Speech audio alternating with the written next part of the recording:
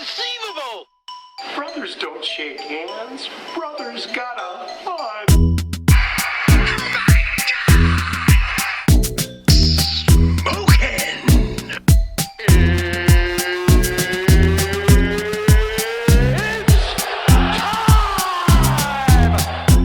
Welcome to the Cheap Seats and Stickman podcast. Hey everybody, welcome back to the latest edition of Cheap Seats and the Stickman podcast. I am Jason Burgos. He is Jose Maldonado. Jose, would you like to say hello to all the beautiful people? Hello to all the beautiful people, man. Dude, it's funny finding you here, man. It's a small world, man. I know. Here we are on the same podcast. I just walked into this fancy joint and here you were. Go figure, man. I had to put some clothes on and everything, man. Oh, yeah, it's a little... I didn't need to see all that. Yeah, you know what I mean? I want to keep it proper. Keep it professional. That's what we're... there might be kids listening, so you want to do that. Absolutely. They don't need that visual, man. So, just picture me in a nice silk robe, and you're good. First off, if you were listening to the intro for this podcast and you like the song, I'll let you know the song is Treasure Hunt. It's the instrumental version. It's by Simon Panrucker off of his Smells Like Rap album. So if you want to look for it, it's a funny song. The audio version, the audio with the lyrics is even funnier, so look it up. Now, for today's podcast, we're going to try to break it up into three distinct categories, three segments, and this is probably going to be how the show's mostly going to be instead of what we did previously, which was a special to do a WWE fantasy draft. For this show, we have three topics. Hopefully, we'll get the interest of different people. We're going to cover the E3 Expo, the Electronics Entertainment Expo that went on from June 14th to the 16th. We're also going to cover some interesting wrestling news stories along with Hollywood news because Mr. Stickman is also known as Hollywood to some people, and this is a guy you want to talk things Hollywood with. Ah, yes, man. The future's so bright, I got to wear my shades, man. But I'm very passionate about movies. Love the business, love every aspect about it. So I'm looking very forward to sharing that info with you guys, man. Yes. Well, first off, okay.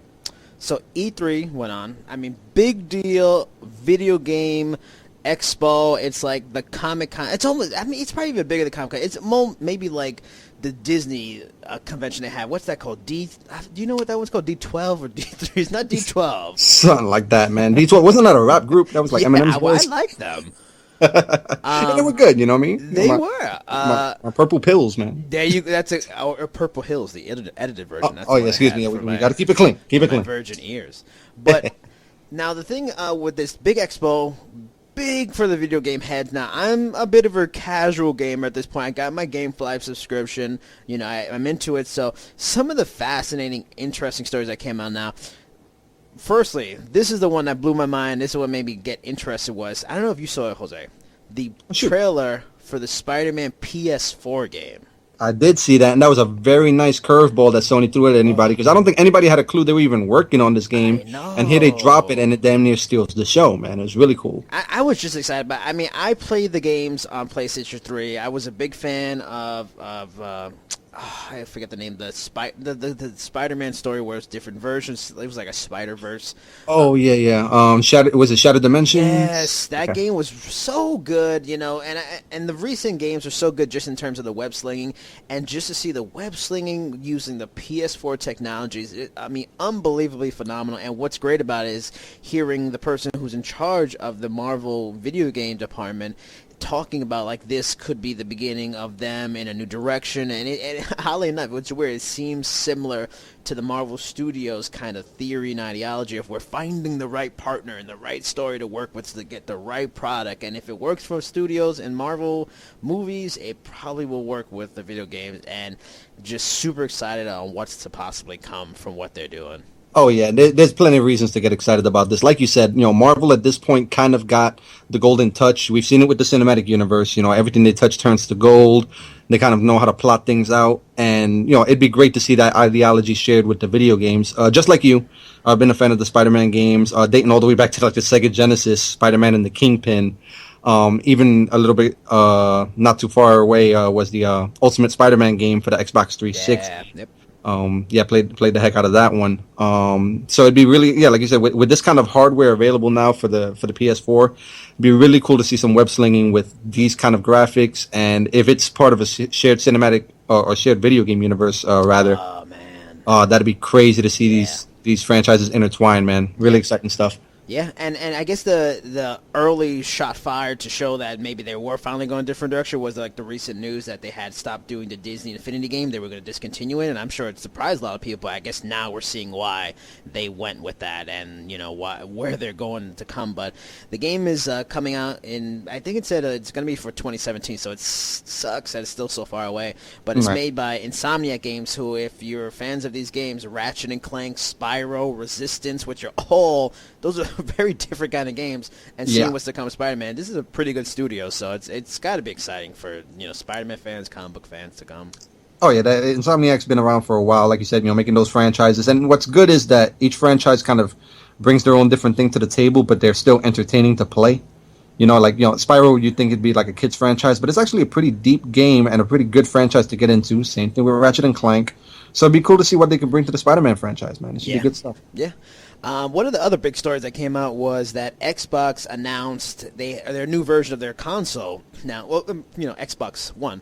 Now, for the Xbox One S, that's called, or I guess you can maybe the popular nickname will be Xbox Slim, it's going to be 40% smaller than the original Xbox Ones with 2 terabytes of storage. And it's also finally, which I'm sure will make some Xbox fans happy, it'll have 4K capabilities. So those Blu-ray level, possibilities and technologies finally going to come to some of the games for the Xbox, which has probably hindered it with, Yes. Anybody who's been to Best Buy lately and has seen those overpriced Blu-ray looking things that are black with a 4K on it, yes, that's the new 4K technology coming out. So you'll be able to get a head start with this console. So that's pretty exciting. And the other thing they said and unveiled was Project Scorpio, which is eventually coming soon. Also, let me go back to Xbox One S. That's coming out in August. But the Project Scorpio is going to be fully supporting 4K gaming. So that's going to be the next level of gaming for Microsoft. And it will be VR ready according to Microsoft, which is the VR. Everybody's going in that direction. PlayStation's there was a heavy VR presence in E3. It seems that's going to be the next big thing now. At least that's what they're trying to push anyway. Yeah, and a statement made by a Microsoft rep was that Scorpio will be the most powerful console ever built. I mean, obviously hyperbole from these people is going to be assumed, but they blew everybody away with the first Xbox, and it really gave serious competition to Sony back then. So I mean, you really can't doubt the capabilities they could. I mean, they might have finally got that wake-up call when the two, next-generation systems launched, and they got their booty smacked around that, maybe we need to pick it up. But that one is supposedly going to debut in autumn of 2017. So still far off, but how time flies, it'll be soon enough. No kidding. And, like you said, it's probably hyperbole, marketing play, but there's probably some fact to it. It probably will be the strongest console ever released. The only problem with Microsoft's announcements, a lot of people were saying, and I happen to agree with it, is they kind of shot themselves in the foot. Because if you think about it, they're over here releasing information about the new Xbox One S, the Xbox Slim. And at the same time, they're releasing information about the Project Cheetah. So it makes you think, all right, why would I go ahead and get the Xbox One Slim when in about a year and some changes time, there's going to be an even stronger, better console out there to invest in. So, if sales for the Xbox Slim tend to be a little lackluster this holiday season, that might be a big reason why. Because if you're gonna allow it room to breathe, give it some time to breathe before you can announce the next project. I for one would hold off at this point. It's not that long of a wait till the Cheetah project to at least see what they got going on. So I'm not going to jump on and buy the Xbox One Slim. Yeah, why flood the market against yourself with your own products? That doesn't make much sense. I mean, maybe they're going with this kind of like Apple model or like cell phone model where it almost seems like a new one comes out every month. But this is a different kind of thing. Right, and it's well documented that they're behind the PS4 in terms of sales. I can understand if they were the industry leader like an Apple, they can afford that kind of a gamble. But this wasn't the smartest move, at least not in my opinion, and in a lot of people's opinions too. Also, another thing, this is a fascinating story, because I remember hearing about this game when it was first announced and talked about. The Last Guardian is finally going to be released October 25th on the PS4. So for the people that don't know The Last Guardian, I wouldn't blame you if you didn't. It was a game that was announced in 2009 for the PS3. and was, delayed 1,000,000,001 times. I mean, I think it's set a record at this point for most E3 appearances. It's pretty much like the Chinese democracy of video games at this point. Oh yeah, man! You can see the cornrows on this game, just like Axel. Yes. I mean, so they showed a trailer at E3 for the game. It looked a lot like a better version of what people probably saw years ago. So that was a cool, interesting, out there concept in 2009. But now we're going on 7 years later, and it's like, I mean, it's cool to get out there, and it's still going to be unique in its own way. But I can't imagine it's going to be quite the same, game changer like it was going to be then. Yeah, the problem with it is, because of that time span, it's been 7 years in development, or at least since we saw the first footage of it. There's a lot of hype into this game. I guess the only saving grace in this point is because it is the same developers that gave us Ico and gave us arguably the best PlayStation 2 game of all time, Shadow of the Colossus. So at the very least, the quality should be there, but if it's worth the wait, that remains to be seen. We got to see if it delivers. Yeah. So it's a lot of hype behind it, a lot of time spent. Yeah, I mean, for the people that are going to get it and are super excited, the collector's edition of the game will come complete with the statue of Trico, the main character. And is that the main character, or is that the Valtor-looking dog, angel-winged bird thing? I think that's the main character, but it might be a pair thing. It might be like a Ico thing where you had two kind of characters. Yeah, and there's a lot of mystery still with this with this development, with this game. And the 72-page hardcover book and a digital soundtrack, all housed inside a specially designed box, will all come with the collector's edition, which I'm sure will not be cheap. But if you're that interested, enjoy it. The other interesting thing was, and again, another trailer, which is so great about E3, they have these trailers that get out on the internet real quick. It's not something like Comic-Con where, we're just going to show it to the people that paid the money and no one else is going to see it. It's the kind of thing like we want the world to get excited about it, which is smart and fun. Resident Evil 7 was revealed. And what's cool about that is, one, it's going to have VR support. VR support, if you've seen the trailer, Jose, did you get to see the trailer? I haven't seen that trailer yet. If you see the trailer, it's different than your previous kind of Resident Evil game. It's set to debut early next year, and it looks a bit different. It definitely has it feels like an influence from Silent Hill. It's the whole flashlight, looking from side to side, first-person perspective, so you can, with that, in VR, I think is brilliant, strategy by the developers and going with new technology and putting a familiar brand and franchise using it in a really clever way. Yeah, I mean, the Resident Evil franchise, it's awesome that it's been around this long. We're at the 7th part now. Anybody who was a fan of the original, it's been 20 years, if you can believe it, man. 6 since that game dropped. Resident Evil is one of those franchises that people know by name, instantly know what you're talking about, so for them to kind of push something new onto us, it's kind of a smart move to keep the franchise fresh. I mean, as long as they don't steer too far from what people like, I'm excited about it. And Capcom's money, Capcom's one of those developers that I have a lot of faith in. So we'll see what they got coming. I mean, if anybody's going to sell us on this whole VR thing, it would be a developer like Capcom, because they're going to need something like that. It's kind of like the 3D in movies, where it's a niche product where you really have to be a fan of it in order to invest in it, because it takes a physical toll. I mean, there was reports of some people playing the VR games at E3 and getting motion sickness, puking in the aisles. So that was going to happen. Yeah, and I'm sure that's one of the reasons they put it out there, just to test it out and see what they can tweak to kind of make it more acceptable to common fans, because I'm sure nobody wants to be puking after an hour's worth of games in their house. Those people can sign waivers, while if they start selling it, they're going to have lawsuits coming. Yes, rated P for puke. That's gonna be the disclaimer on the box. So they're gonna try to avoid that. So hopefully they can manage it, man. Also announced, EA announced the next version in the Battlefield series, which I was never a big fan of the first-person player stuff, but once I got to PS4 and started playing these games, they are really fun. And it's going to be Battlefield 1, which actually takes place in World War I, which I think is awesome, because I've always a big fan of World War I, World War II, kind of back-in-time historical stuff. Love watching stuff like that on the History Channel. So to be in a game using that weaponry, that strategy, I'm really excited what they can come up with for that game. Oh, yeah, for sure, man. That's been a very marketable type of thing, the military games, especially the ones that cater to those eras, World War One, World War Two. There's been a lot of World War Two games. World War Two obviously has been a very discussed war. So for World War One to be the focus here, it'd be kind of cool because you're going back even further. Yeah. You're seeing a lot of the arsenals that weren't necessarily available or were tweaked by World War II. So you're going back a little bit further. It should be fun. Yeah. No, I think it's a great idea. And, that seems like what usually is the plan.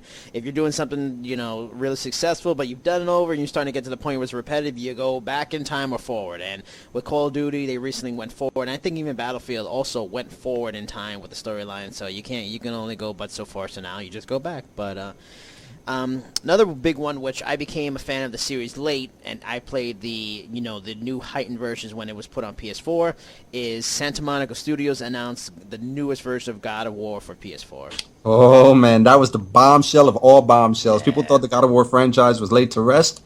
Here it is resurrected, man. It's very cool. And what's smart is, or just the best thing they can come up with is it looks like it's taking place in it's supposed to take place after the last game.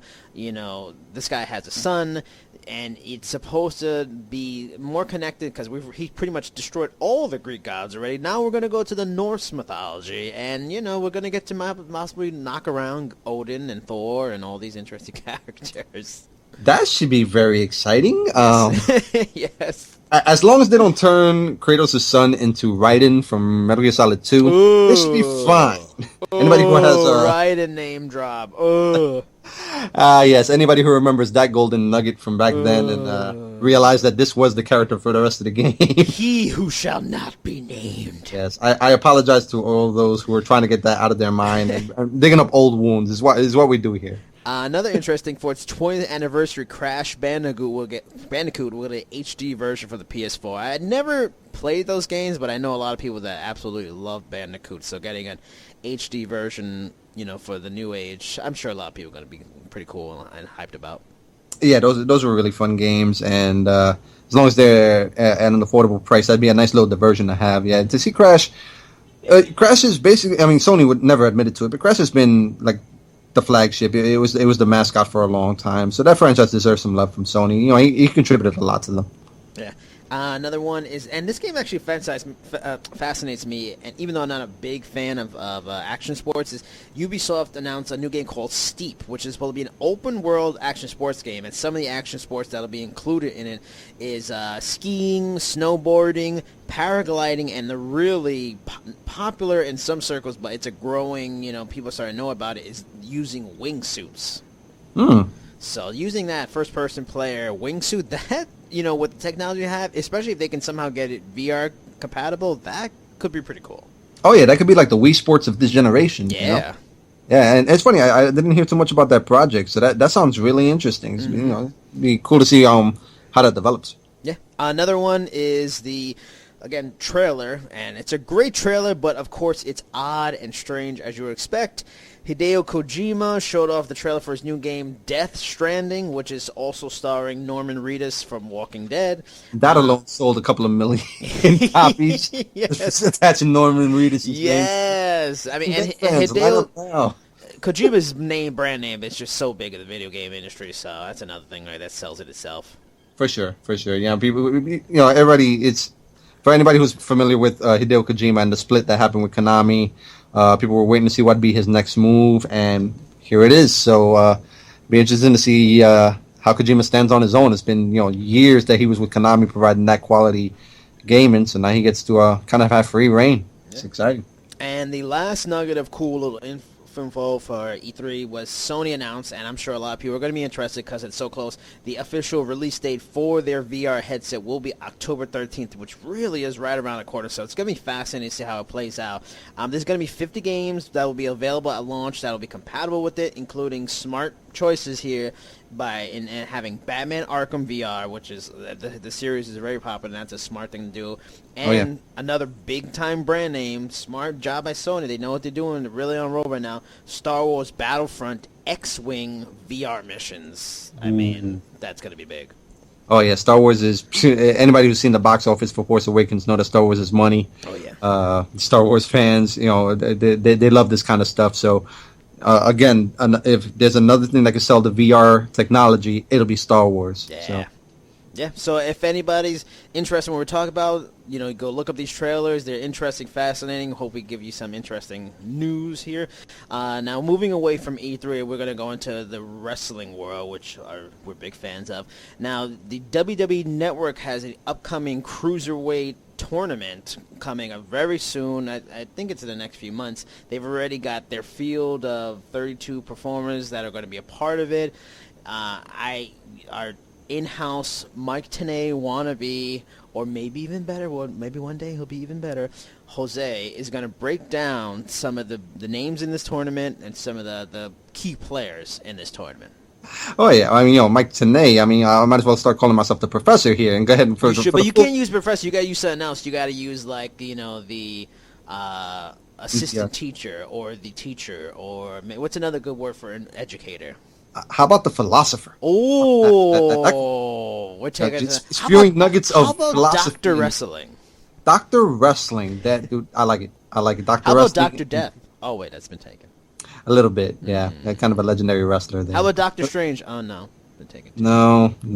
I already contributed to that movie. Keep an eye out for that. I'll be making a cameo in Doctor Strange. No, I won't. Don't. Just don't. Now I'm kind of sad. Although he is a sorcerer, no, Lord knows what he'll be whipping up in that movie, man. So if my face does show up, that'll make all of us that surprising. I'm sure the men and women will swoon if that happens. Yes, and I will be appearing in my silk robe, so keep an eye out. Yeah! I mean, sorry. I didn't mean to say that out loud. Sorry. Oh, yeah, but no, the NXT Cruiserweight Classic, ever since it's been announced, people have been trying to get details as to how it's going to go. Would it be in-house talent? Would they be including, people from the indies? So now the picture's starting to come together. There were some qualifying matches throughout different promotions, Evolve being one of them. Evolve is a promotion that has had some close ties with WWE and NXT lately. Yeah, Daniel Bryan was part of getting that one started with his friend. I forget the guy's name. Yeah, Sapolsky, I think. Yes, Gabe Sapolsky. The promoter of Evolve, yeah. Yeah. So, it's exciting to see that kind of cross promotion and to see WWE actually embracing some of the independent wrestling that's out there. It makes sense, you know what I mean? So, especially now that they have their own feeder system with NXT. Yeah. They got to keep their eye out for talent out there. It's just, something that they really should embrace. They're the curators of wrestling right now. You know what I mean? They're the top dog. Yeah. So, they really should, handle it the right way. Although I still find it kind of humorous that with somebody like an AJ Styles, they'll mention New Japan, they'll mention Ring of Honor, and other places. They won't mention. Yeah, it's weird. They're like a high school kid with a vendetta. It's some of the things the way they handle things. It's like, you are the top dogs. Like, even for example, maybe the closest example you can give into entertainment industry is UFC and Bellator. Dana White doesn't just act like Bellator doesn't exist. Yeah. He'll just outright say they are not competition for us. Believe that opinion or not, but he'll be like, we don't care. We're not worried about them. They're not gonna be doing anything to scare us. So why act like things that it's so weird? I guess maybe it's a old school wrestling industry kind of folk, industry lore thing, and maybe that's just how people do things sometimes. Yeah, I mean, for the longest time, WWE never mentioned WCW when they were around, so they're treating them the same way. So, I mean, it's whatever. WWE is clearly ahead of any competition, TNA included. So, I guess they call their own shots, but yeah, they have narrowed it down to a field of 32. Go ahead and run off some of the names here, and if you have any more information, basically what I'll be touching on is some of the favorites or some of the ones to look out for in the tournament, some of the ones that I think are the cream of the crop of this group. But if anybody has any comments or information or opinions they want to share about the other ones, please feel free to hit us up. Yeah. Hit up Jason at Cheap Seats Chat on Twitter, and I'm at Stickman Cinema. So please, we'd love to hear the feedback, man. Hit us up, please. So the list of 32, I'll go ahead and run down the rest of the field here. And then I'll touch on the ones that I've kind of siphoned off as the ones to really watch. So give me 1 second here. I do apologize. I should have been a little. We can't have dead air on the radio, Jose. Come on now. Man. Yo, did I mention being professional here? And here I am, just freaking mucking it up. But all right, here we go. Tenay wouldn't let this happen. Yeah.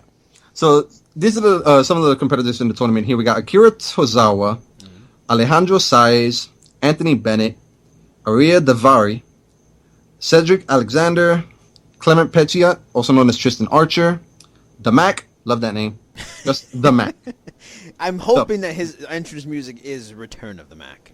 Oh, yeah, you know what I mean? Where'd he return from? We don't know. But hey, rock the song, man. Rock the song, brother. We also got Damian Slater, Drew Gulak. Gulak. Gotta love that name.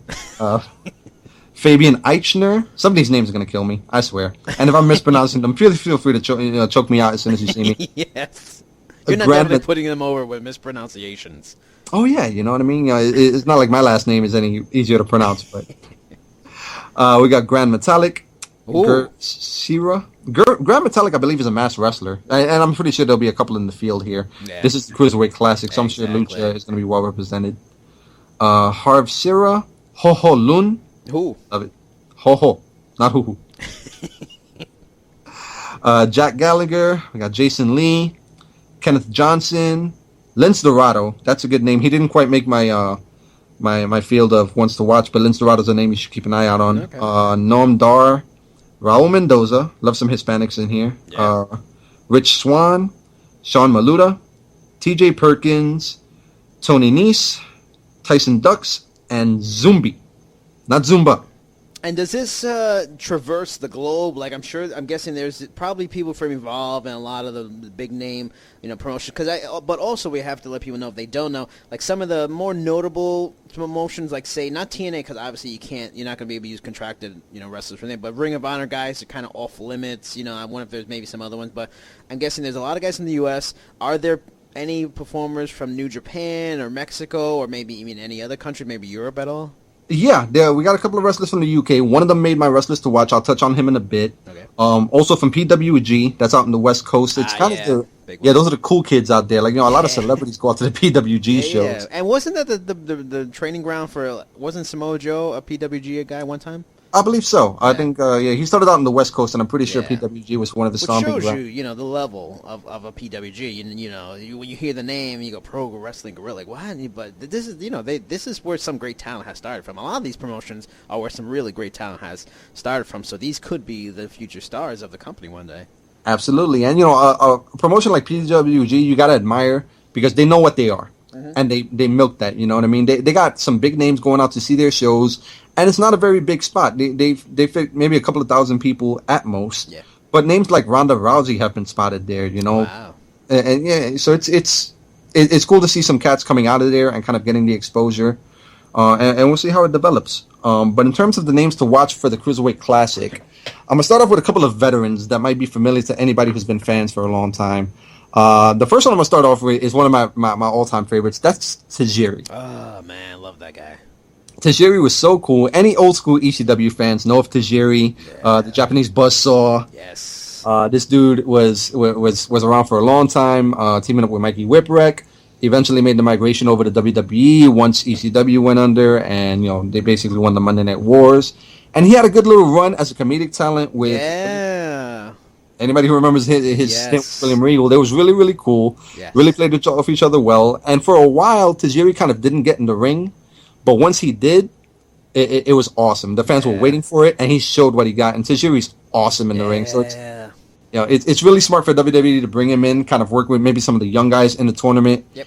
And with the upcoming brand split, they might want to keep him around a little bit just to have him as a talent, if not for NXT, for one of the brands, because Tajiri's still a name and can still go. Yeah, I would love that. I would love to see him try. I mean, the guy was so cool. Some of the moves, like the tarantula, keeping the Great Mutas, spitting, the stuff in the face thing, and that tradition, and just his whole character. The guy doesn't speak any English, but he was one of those guys that if he would have been like 6'2", he probably would have been a real interesting talent. Maybe, I don't know if a world champion, but really like a main event possibility. But because of his size, it held him back. But he had an aura, a vibe, and just fun. The kicks, really bringing that hardcore, bringing that strong style to the U.S. when it really wasn't prevalent yet. Yeah, I'm so cool that he's in it, and I'm so glad and excited to see him come back.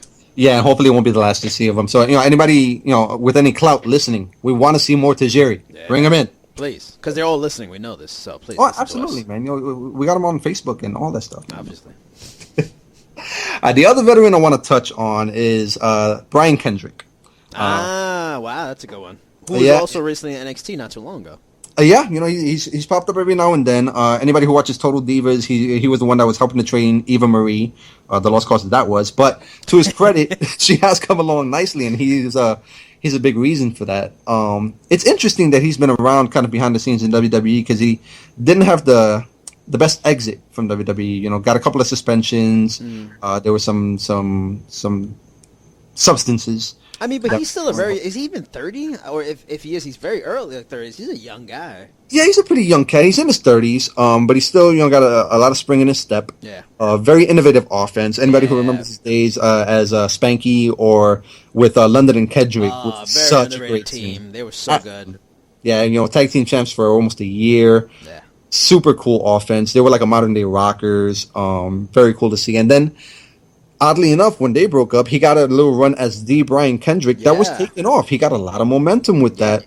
With Ezekiel Jackson watching his back, he actually managed to win the world title, even if it was just for a few moments in the championship scramble match that he was in, so he could have that claim to him. He got pretty high before he kind of got released there. So it'll be interesting to see him back in the fold. Next names on the list will be familiar to anybody who's been watching NXT lately, and that's Gargano and Ciampa. Johnny Gargano and Tommaso Ciampa. They're getting the little singles chance here in the tournament. And they've been recently tagging on the NXT episode, haven't they? Yeah, they have. They've been teaming up. They fought TM who used to be the guys that the Mighty Don't Fall. Right. Yeah. So that was a good match, and it's cool that they at least showcased that team that they just signed, an Australian team that just recently signed, and then also put Gargano and Ciampa in the forefront, pretty much previewing what's to come with them in the tournament. Yeah, for sure. And Gargano and Ciampa actually got a victory over the Revival, who just won the tag team titles. Wow. So that's something to watch. That's probably the next feud coming up if American Alpha gets to call up, which is something we could touch on as well. Some of the names that might get called up, but if that's the case, Revival and Gargano and Ciampa, that's a ready-made feud. Yeah. So it'll be interesting to see what they could do on their own. And they're super talented dudes. Gargano's been out there a while. Ciampa as well. Ciampa is actually a former winner of the ECW 8 Super 8 tournament. Okay. Which is a prestigious indie tournament. Names like Christopher Daniels, like Jerry Lynn have won this thing. Wow. So he's a former winner of that. So these dudes, they have the goods, and it'll be interesting to see what they can bring on their own, and then carry over to their NXT run. So. Yeah. Is that the four you think have the likeliest chance to win based on their history, experience, name value? Who are they probably going to go with? I think so. I got a lot of writing on. I wouldn't say Tajiri. He's kind of the veteran that they might bring in here, but I wouldn't be surprised to see Gargano or Ciampa go over. Yeah. There's two more names I want to mention real quick. The last one I'm gonna mention, I'll save him for last because I think this is the odds-on favorite, at least in my view. But one I want to mention real quick is Zack Sabre Jr. I've heard this name, and you're the indie expert. I don't watch the indies enough, but I've heard this name, and he seems like a budding star on the rise coming. For sure, he's a young cat. He's 28 at the moment, but he's from the UK. You mentioned some of the international talent that's coming in. He's representing. He's actually the current PWG heavyweight world champion. Oh, very nice. Yeah, so he definitely got the talent. Also, the Wrestling Observer newsletter, which has been around for a long time, and they've had their awards for a long time as well. He was voted Best Technical Wrestler of 2014 and 2015. Wow. This is an award that was actually named after Daniel Bryan because he won it. He's a 9-time former winner of that award. Wow. Chris Benoit's a former winner. Kurt Angle. So these are some big names. So for Zack Sabre Jr. to be on that little run, winning that award 2 years in a row, this dude has the goods, and he's one to keep an eye on. And it's going to be really cool to see what he can do in the tournament if they give him that kind of a push. Yeah, that's saying something because this is a Cruiserweight tournament. If you don't know a Cruiserweight tournament, and I'm sure anybody listening to this probably does, this is going to be more high flyer stuff, just more fast pace. So if you can already do some of that while being a high level technical wrestler, is really respected. Man, that's like serious. That's future. Like the names you just mentioned, Daniel Bryan, Chris Benoit. Those could be. This guy could be a future champion. He's got it's perfect. Yeah, for him to be mentioned in the same breath as those cats who they're known for their work rate and how awesome they are in the ring. If he really shows them something in this tournament, I wouldn't be surprised to see him come through NXT in the next year or so. So hopefully. Yeah, but for my money, the odds-on favorite and the dude that I'm most excited to see in this tournament is Kota Ibushi. Kota Ibushi made a little cameo over there in TakeOver Dallas. He was in the crowd for the Nakamura Sami Zayn match. which is appropriate because anybody who saw Wrestle Kingdom 9, which is New Japan Pro Wrestling's version of WrestleMania, back in 2015, him and Nakamura tore the roof off the Tokyo Dome. It was a 5-star match, match of the night, even I would dare to say better than the main event between Hiroshi Tanahashi and Okada. Ibushi's the goods. He's kind of, I want to say bigger, but he got a decent size for someone who's a high flyer. But make no mistake about it, this dude can fly. His offense is super innovative, super exciting to watch. Him and Nakamura made magic in the Tokyo Dome. He's just coming off an injury, so it'll be interesting to see how he comes back from that injury. But I have no doubt that he's going to bring a lot of quality to this tournament. I'm glad to see him in it. The fact that they gave him that little cameo and Takeover Dallas shows that they got some faith in what he can do. So my money's on Ibushi, man. I'm really excited to see him in this tournament, man. It's so cool. I mean, it's you mentioned before how, WWE is doing things that they should just do. Why hide, ignore certain things? And it's crazy to think that NXT and, now the WWE Network in general with this Cruiserweight special they're going to put, the independent stars in the forefront on their airwaves. And what's even cool is they're making matches that would only be reserved for the independents and be hard, to get on a regular WWE show just because of the politics of what's going on and who they favor. But, a good example, like all Aries and Nakamura just recently at the NXT TakeOver, like that's a dream match, kind of big deal match. So if they end up going with either the veterans that you mentioned or Zaber and, this guy you just talked about, and that's like the main event, that's the final, I mean, that's, cool because they're making matches that, one will get casual fans to see these stars they don't know about and make diehard fans go, whoa, man, maybe WWE's cooler than we thought, and they're not as corporate and they're not as, establishment. They're doing cool matches that are hard to find in general, and that's pretty good. They're making the network, unique in that way.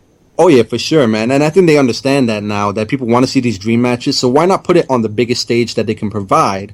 And, just one more thing to touch on real quick, if I can go back to Zack Sabre Jr. for a moment, talk about dream matches. This is a dude that on the independent circuit has fought El Generico, otherwise known as Sami Zayn, has fought Prince Devitt, otherwise known as NXT's Finn Balor, and had a match of the year candidate against Bryan Danielson himself, Daniel Bryan. They've actually fought before in Triple X Wrestling. So Zack Sabre has been in the ring with some of the best. Wow.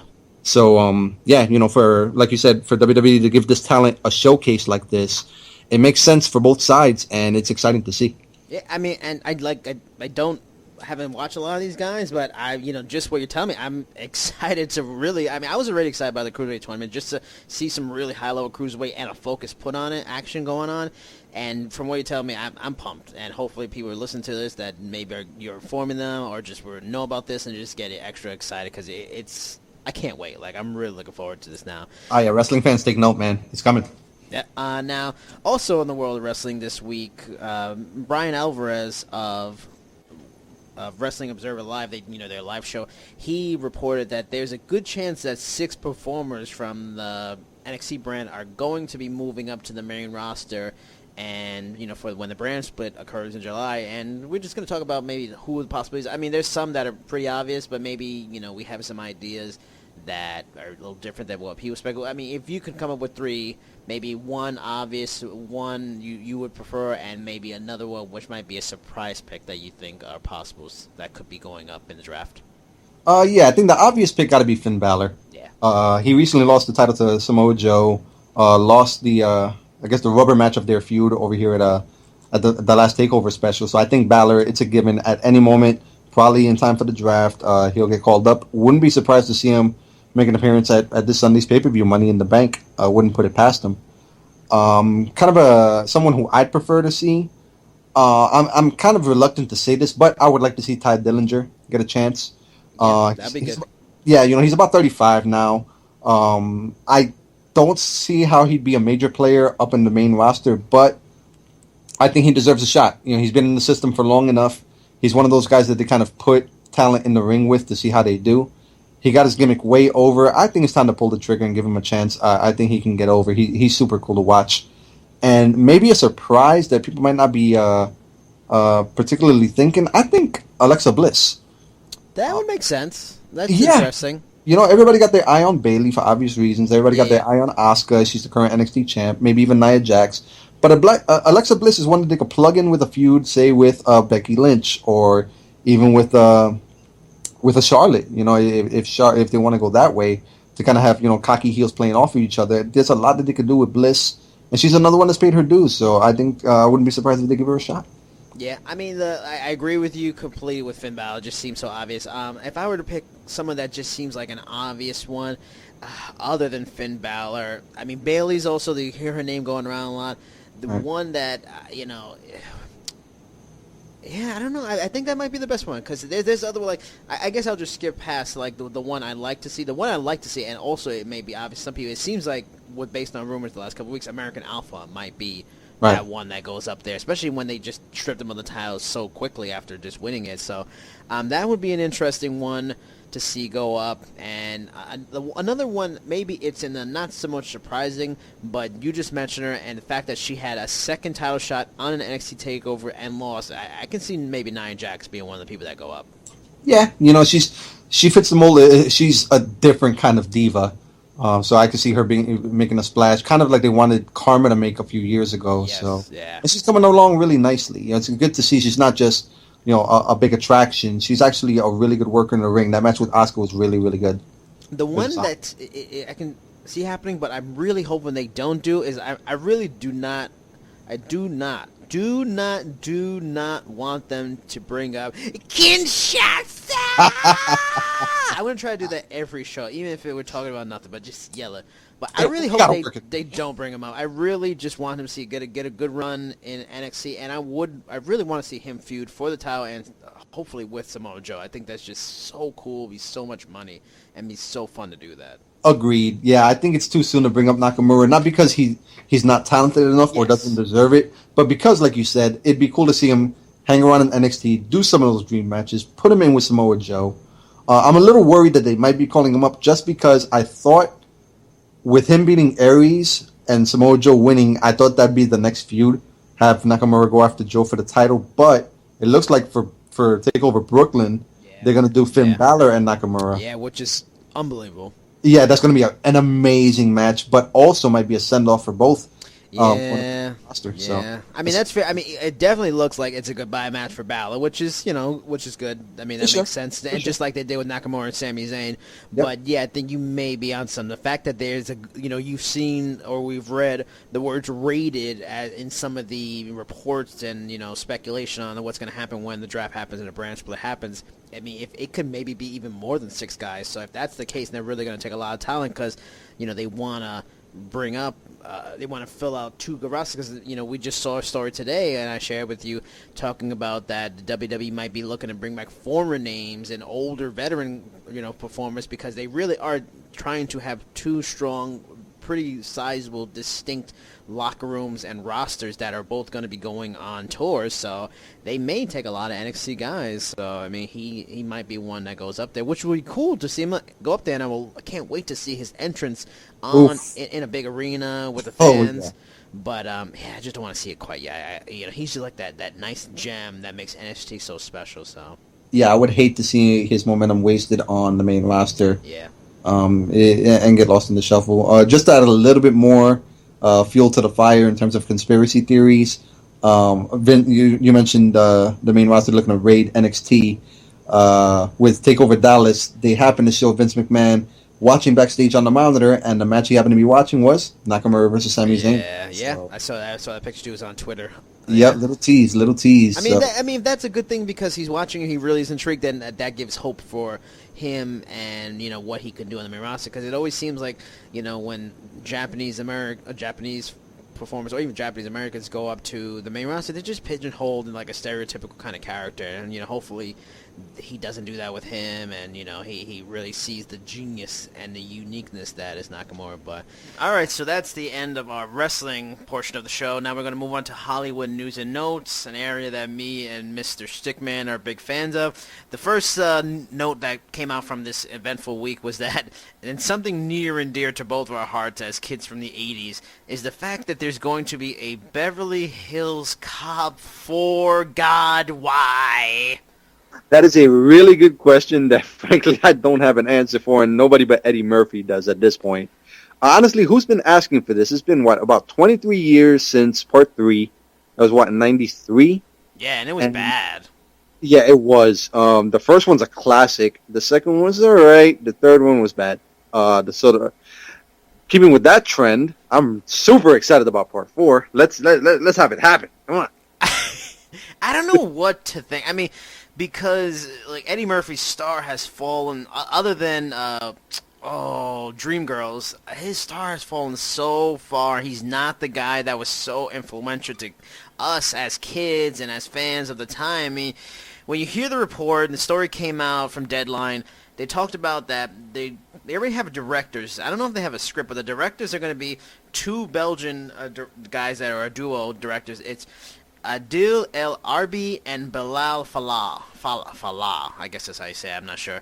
But, I mean, what it is that they have a film called Black that won the Discovery Award at the Toronto Film Festival. And supposedly Eddie Murphy was very impressed with the movie. He went and told his longtime producer buddy, Jerry Bruckheimer, who produced the movies, like, look at these guys are good. I guess Bruckheimer took a look at the movie, and they both were wowed, and they went directly to them to do the movie. So, you know, that's cool. Maybe they've discovered some new up-and-coming directors that, you know, can really put this thing back in the map, a la maybe what Brett Ratner did with Rush Hour. Though I think he did, you know, didn't he do music videos before that? So at least he had a name with that. But it's, I don't know what to say. I feel it's just too little too late. I mean, this has been a trend lately with doing sequels to movies, you know, 20 years after they were so relevant. Dumb and Dumber, you know, is an example, and that was terrible. So I don't know what to think of it. Yeah, agreed. Eddie Murphy, it's funny. I don't think this is the career move he needs to be making. Yeah. He has a movie that premiered at Tribeca this year called Mr. Church. It's supposed to come out later this year. I heard rumblings about that. Yeah, from the reviews, it's not the greatest movie. It's kind of a Driving Miss Daisy kind of deal, but less so. But rave reviews for his performance. That's pretty much the biggest positive that comes out of that. I think that's the route he needs to go, because anybody who saw Dreamgirls knows that he does have some acting chops. And even with his earlier stuff, to go with the hilarious comedies that he did, anybody watching Beverly Hills Cop, man, or even 48 Hours, you know, being his first movie, he was owning the screen, man. You know, go back and watch that bar scene where he just takes it over. It's hilarious. Yeah. But he has that natural charisma to carry a movie and the acting chops to back it up, given the right project, which hasn't always been his strong suit. Yeah, exactly. Exactly, yeah. That's what he needs, you know, to get somebody that can find the right stuff for him. But anyway, moving on to the next big story. World of Warcraft, the massive video game. Is the term MMO? Is that what the game is considered? Yes, I think it's pronounced MMO. Mo. How can I just say it like that? Mo. Would that be good? It's like a really hungry cat asking for more food. Or like some weird language by the minions. That too. Yeah, that's probably a language that a word they spit out in one of those sequels. Now, this massive video game that's finally been turned into a movie, I mean, I was not a big fan of the trailers when they came out, and I guess, at least here in the U.S., I was down low, and that's where the story gets very, very interesting. Here in the U.S., the movie debuted with a $24 million weekend box office, which is really not very good for a movie that, you know, had a budget of $160 million. You know, you're hoping for probably in the range of like 60 to 70. I mean, comparison, obviously every movie can't be this, but Captain America Civil War was, you know, closing in on close to 200 million. I think the number was around 180, but I mean, everything can't be that, but still, you know, a $24 million opening is pretty bad. So here's where the plot thickens. Internationally, which is becoming a hugely growing market for Hollywood and becoming almost on par with the domestic, is internationally in 11 markets, the movie made $105 million in its opening weekends combined. Then you add on to the fact one of the key markets that every business in this country is trying to move into, including the WWE, and it's in China, where the movie itself had one of the biggest openings in Chinese history, and it has made $156 million in China. You know, so it's way outdone its domestic, and it's actually turning itself into a movie that, based on the domestic, you'd go, oh god, they're not going to make a sequel of that, but they might, based on those numbers. It's amazing. It really blew my mind, because like you, I wasn't expecting too much of out of this. The trailers didn't exactly blow my hair back, but I wasn't the target demographic. Never have really played the games, and wasn't really a big fan of it. But this is a strange case to be made about how a movie can be not as successful here in the States, but can make it up and then some worldwide. This is a template that a lot of other companies might be following suit, because this was a huge story. How it recouped its budget pretty much in China alone, adding the rest of the international markets, and it's a hit. This can't be called a flop by any means with those kind of global numbers. And like another comparison of how this is something that's really changing the industry, and it's going to start a conversation of maybe studios not making a key priority of making the domestic gross something that they care a lot about. And that a similar movie from last summer, which again was a movie that was highly touted, did poorly here but did well internationally, Terminator Genesis, which is a movie that in total made $440 million worldwide, but it only made $89 million domestically. So pretty much most of it was all international, and to the point where a movie that wasn't well received or well reviewed, that looked bound to not have any more, that there's still some rumblings that they may make another one, because there clearly is money to be made internationally on it. Yeah, you're going to see a lot of franchises following that route. Yeah. One that I wish had, another example of this was a movie that I actually really loved was Tron Legacy. Yes. Yeah, it wasn't a huge hit here. It made decent money, but a lot of its $400 million box office worldwide was done overseas. Unfortunately, Disney pulled the plug on the third movie, which I was really disappointed about. Loved Legacy. Yep. But yeah, no, I think a lot of companies are going to be following suit with that, because if they can't crack a hit here in the States, they can market it well worldwide and recoup it that way. Yeah, it's fascinating how American movies have really it's been globalized on such a huge level. I mean, American movies were always influential in other countries, and you can see it in Bollywood and movies that come out of China, that the influence it's had on it to grow those markets. But now it's really becoming its own market that's on par, and that when we were growing up, and for pretty much the majority of the history of movies coming out of this country, international, it's the constant barrier, language, culture, beliefs. It's hard to go elsewhere with it. But in this age where you have special effects and technology and all this kind of stuff, it's all like I'm in awe how it's become such a big deal, that how much our culture is so widely accepted in other places, that it's even Captain America Civil War, it's called Captain America. That can turn a lot of people off globally, and it still made very good money abroad, which shows you if something like Captain America can go far and make money, the U.S. movie industry knows how to brand its product and sell it, that it can be sold to a market that doesn't even speak the language. For sure, that is a testament to Disney with their marketing and to Marvel with the quality of their product, man. Really cool stuff. Which segues us into the final part of the movie talk, and it does focus on Disney, and it focuses on the opening of Finding Dory, which opens this weekend. It looks to be a massive haul again for Disney, which this had been a very big summer for Disney. Now, Finding Dory is a sequel to the 2003 movie Finding Nemo, which made $936 million worldwide. And to show you again, the influence, it made 380 domestically, but it still made $55 million internationally. This is 2003. This is 13 years ago. The market hadn't grown to what it is now. But talking about Disney and its massive appeal, and how it's really become this massive movie conglomerate, owning Pixar, owning Marvel Studios, owning Lucasfilm, now with the Disney Animation Studios, which is separate from Pixar. Some of the big numbers that came out this is Zootopia that came out earlier this year has gone over $1 billion worldwide, just mind-boggling. As we talked with Cap, 1.1 billion worldwide.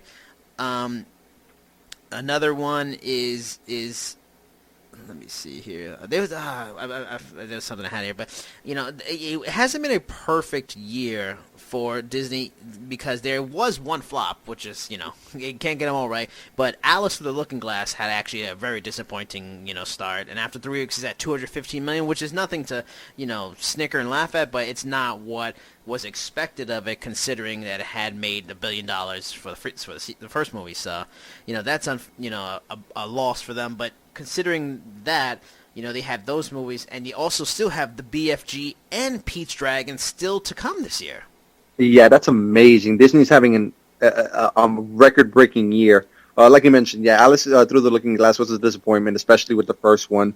But they've more than made up for it elsewhere. Like you said, Civil War is the #1 movie worldwide this year, over 1.1 billion.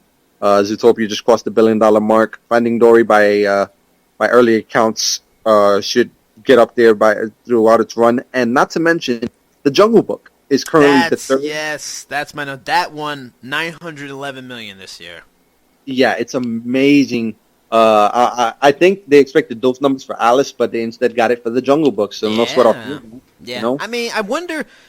There's a lot of things going on with Alice Through the Looking Glass. I mean, that is shocking to have such a fall off. That you wouldn't expect that. And there was, Teenage Mutant Ninja Turtles recently came out.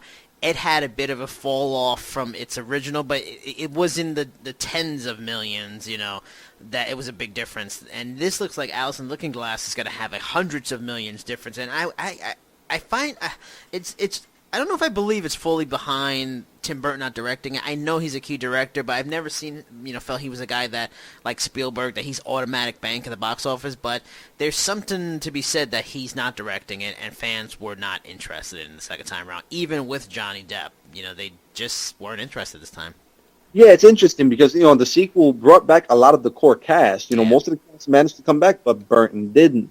I think that says something about, the loyalty that some fans have to Burton, and maybe the trepidation they had to visit somebody else's vision, because anybody who saw the trailers looked like they were kind of going for a Burton-esque type of feel. Yeah. But when it's not the man himself, it kind of comes off as, warmed over leftovers. So maybe that turns some people off. It shows you how savvy, current movie fans are, because when we were growing up, when they did sequels, it was almost assumed that the director and certain actors weren't coming back. It was clearly all about making money off of a brand and a name more so than continuing a good story. So, Hey, Kickboxer 2, 3, 4, those were quality films, man.